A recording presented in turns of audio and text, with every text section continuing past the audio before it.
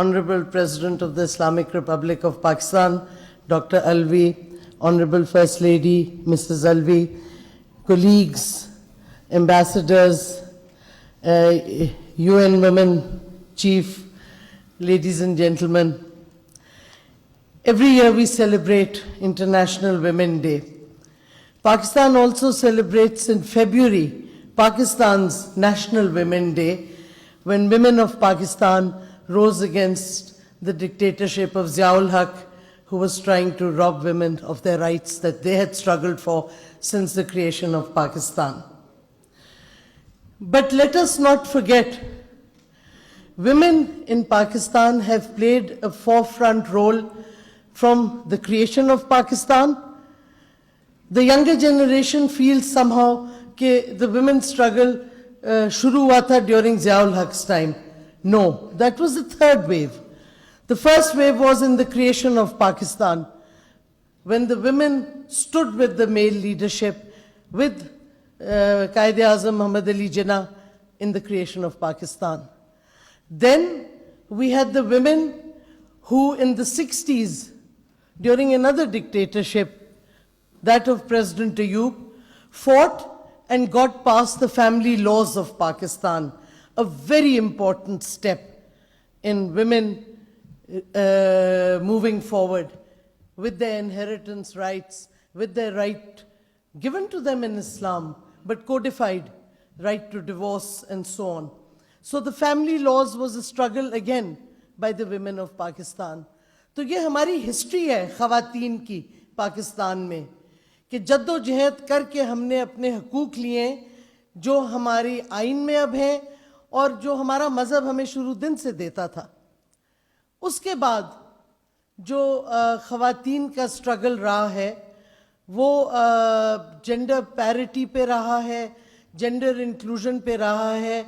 और जो अब हमारी बच्चियां अब जो स्ट्रगल कर रही हैं, चाहे वो औरत मार्च हो, चाहे हया मार्च हो, for this diversity in women's demands, but this is a continuation of our women and their struggle to achieve equality and to fight for their rights. Let's be very clear. It is not something new. अगर आज हमारी बच्चियां protest करती हैं या ख़वातीन के हकूक़ के लिए बात करती हैं, तो उनकी माओं ने किया था और हमारी माओं ने भी यही किया था. This is part of our rich tradition of women in politics, women in the struggle for their rights in Pakistan. And why not? One woman decides the fate of a whole family, decides the fate of what future generations will think. How I educate my child will decide how my child will act in society and how they will educate their children. So educating one girl means educating a whole family and thereon a whole generation, which is why education is extremely important for women wherever they may be. दूसरी चीज़ ये, हम ख़वातीन के हकूक़ की बात करते हैं, कई दफ़ा बहुत वेस्टर्न इन्फ्लुएंसेस भी आ जाते हैं. अगर हम हकूक़ की बात करते हैं, सबसे बड़ा हकूक़ ये है कि मैं अपना फ़ैसला खुद करूं. मैंने क्या करना है, किस तरीके से करना है, क़वानीन के दायरे में रहते हुए, आइन के दायरे में रहते हुए. That is why today, International Women's Day, we must talk about women everywhere. We must talk about the biases, the Islamophobia that exists, especially in the Western world. Today in the papers I read, Switzerland has put a ban on the burqa, the veil. Why?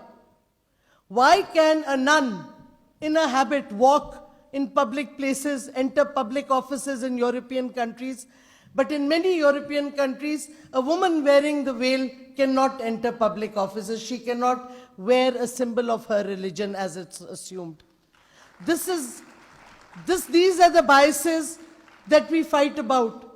हम कहते हैं पाकिस्तान में हमारे बहुत से मसले मसाइल हैं, ख़वातीन पे जुल्म होता है, तशद्दुद होता है, और हम लड़ रहे हैं उसके लिए. We want to end that violence against women. We want to end the discrimination against women, because not that it's a favor that any government will do. These are our rights in our constitution.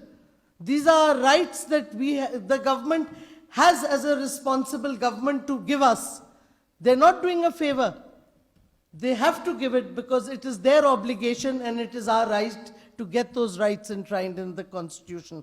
But let us also be aware that biases against women exist on many fronts, and a lot of them are embedded in the new rising form of Islamophobia, unfortunately.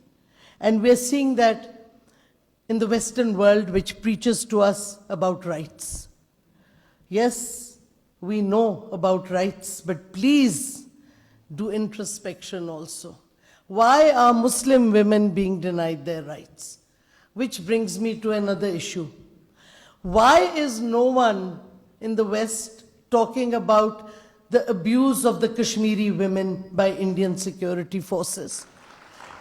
1991, the mass rape of Kashmiri women took place in Kunan and Poshpora. The case is registered in the Indian courts. Nothing has happened. Many reports are, and Rula, you know, we've discussed this many times. Many EU reports are published on rights of women and so on. Why has India never been chastised about the rape, mass rape of Kashmiri women as a weapon of war? Why has India been allowed to brazenly violate all international conventions it has signed, including the 4th Geneva Convention, which prevents a person belonging to an occupied territory to be removed to a prison in the occupation country? And yet, we have Asya Andrabi, who is suffering in Tira jail in New Delhi, with her, a number of other women. Why has there been no word about it? All human rights reports that come out of the West ignore what is being done to the Kashmiri women.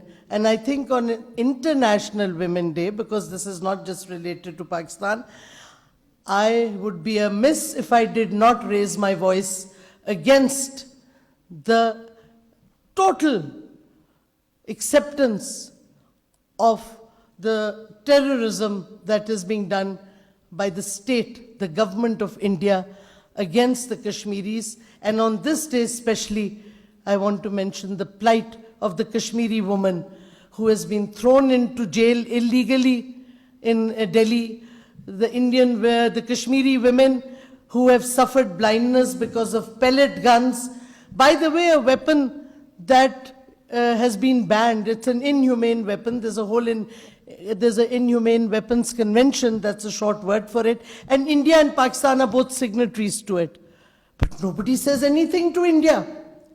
So when we talk about women's rights, let's, especially on International Women's Day, then we must talk about the rights and the protection of women across the world. Not just, yes, we in Pakistan, of course, have to give priority to what is happening to women in Pakistan, but we cannot keep quiet about what is happening to women in other parts of the world. And Kashmir, which is a disputed territory, and it's an integral, Kashmiris are part of Pakistan in spirit, in commitment, and all that needs is for the UN to wake up from its slumber and provide the plebiscite which they provided to another case which was just like this, which was the creation of East Timor as a separate country. If you look at UN resolutions, just as an aside, but I want to point out, so people remember history. History is very important. Same resolutions in the UN Security Council relating to East Timor as they do to Kashmir. The only difference was the occupation power was a Muslim country, Indonesia, and here the occupation power is the brutal Indian state. So the East Timorese leadership was given Nobel Peace Prizes during their struggle.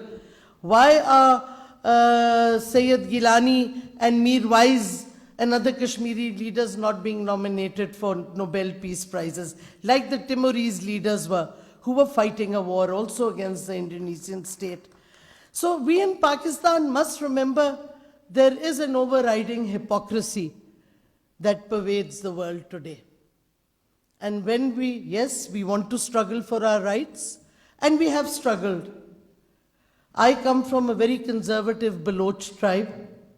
I was the first Mazari woman to be even educated. Nobody educated their women in the Mazari tribe in the 50s and 60s. And I'm proud to say today that I was the first Mazari, male or female, to get a PhD. And I always throw it in the Mazari tribe's face, that despite their tribal traditions and this Sardari Nizam, which is horrific, this Tumandari system which destroys our women, which subjugates our women, women will rise against it because they have no other option. Education will come to all women because out of economic necessity, if nothing else, and we will raise our voice and we will move forward. But while we are moving forward, let's not forget the plight of women in other parts of the world. Let's not especially forget the plight of Muslim women in non-Muslim states and the severe Islamophobia that they are suffering against. Do you know, in one European country, a new law has been made that a woman, if she is using the health service, can't have a choice of doctor. So everybody knows that Muslim women would prefer to go to a female gynecologist. But now this law has come, so the Muslim woman will either have to accept national health care or they will have to use the private services. So there are many ways in which discrimination is increasing and Islamophobia is increasing, and we must be aware of it. And we must make sure, doubly sure, that our minorities are not discriminated against. If I am raising my voice against discrimination and Islamophobia, then I must make sure it is my responsibility that in my country, our minorities are not discriminated against. So that is another thing that we must really do. And I think there have been many long speeches, so I will not go on much further. But I want to say, I also want to correct one little thing. We already had inheritance laws. What we have done is, we have done amendments to ensure their implementation as they already existed, and that has made a big difference.